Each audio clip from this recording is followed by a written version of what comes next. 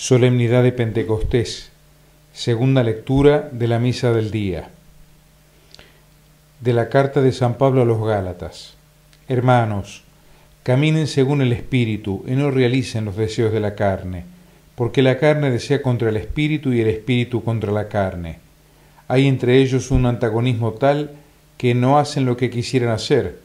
En cambio, si los guía el Espíritu, no están bajo el dominio de la ley.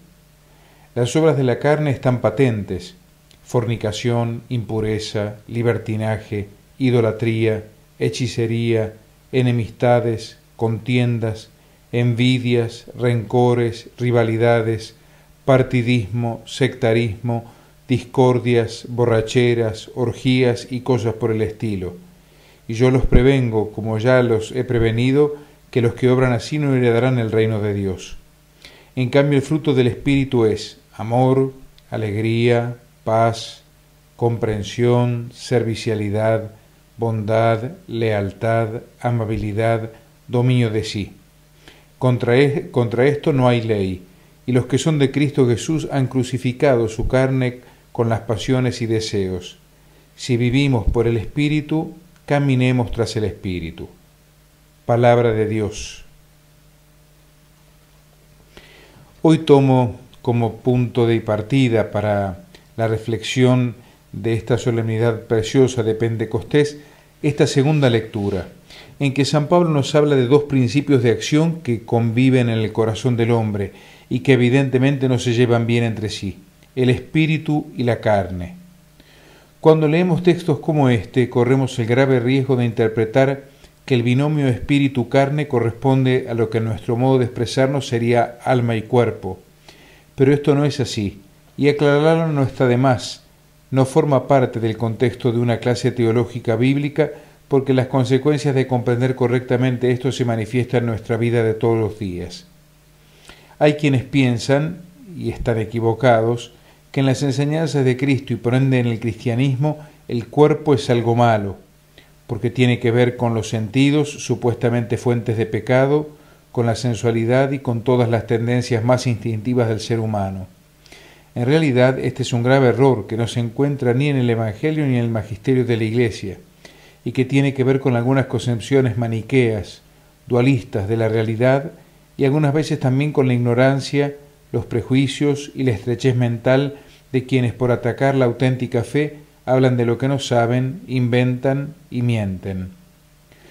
Cuando San Pablo habla de la carne no hace sino recalcar lo que hay de perecedera en la debilidad de la condición humana y designar al hombre en su pequeñez ante Dios. Carne implica entonces debilidad ético-religiosa que genera una cierta complicidad con el mal, una cierta disponibilidad al pecado y a su lógica de egoísmo y desobediencia a Dios. Es el hombre viejo, por decirlo con una palabra bíblica, que todavía vive en nosotros. Apetencias de la carne no es lo mismo entonces que apetencias sexuales. Son todas las apetencias del hombre viejo, y por orden de importancia: soberbia, envidia, avaricia, etcétera, etcétera. De este modo podemos comprender cómo el hombre que vive simplemente en la carne es un esclavo de todas las apetencias e instintos de la misma, mientras que el hombre que vive en el Espíritu posee ya la vida nueva de Jesús resucitado, aunque no deje de sentir en sí el aguijón del hombre viejo de la carne.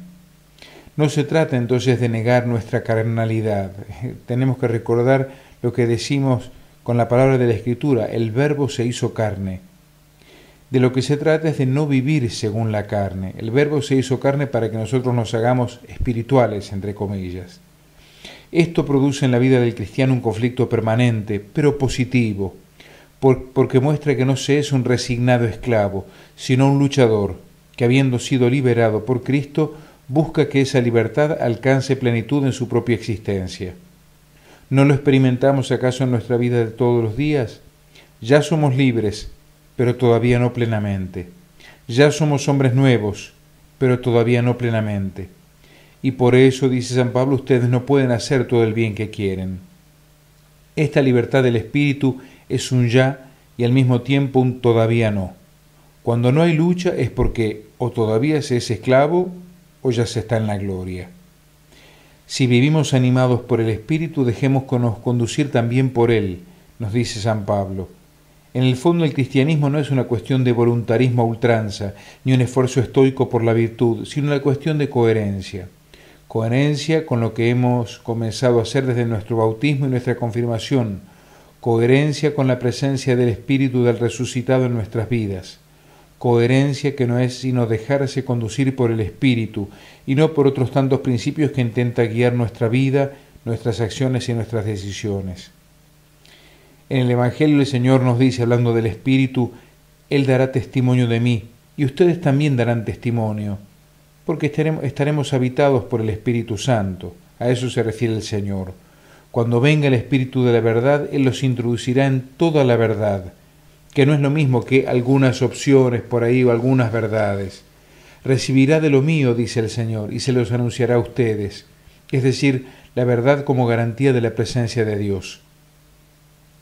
El Espíritu Santo obró en la creación, el Espíritu Santo que dio vida al primer hombre, el Espíritu Santo que transformó a esos hombres pescadores en las columnas de la Iglesia, en los apóstoles de Cristo, es el mismo que viene hoy nuevamente a nosotros para renovarnos, recrearnos, vivificarnos e iluminarlos.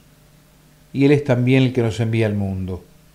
Todo lo que el Espíritu Santo hizo en los apóstoles, ahora lo vuelve a realizar en nosotros, pero a través de nosotros lo quiere hacer en todo el mundo.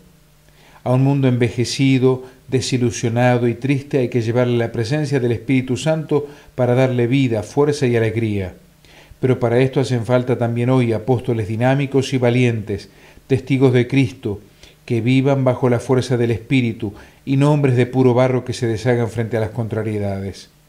Por eso clamemos también hoy nosotros, ven Espíritu Santo, alma de la Iglesia, haznos valientes y humildes mensajeros del Evangelio, enciende en los corazones de tus fieles el fuego de tu amor.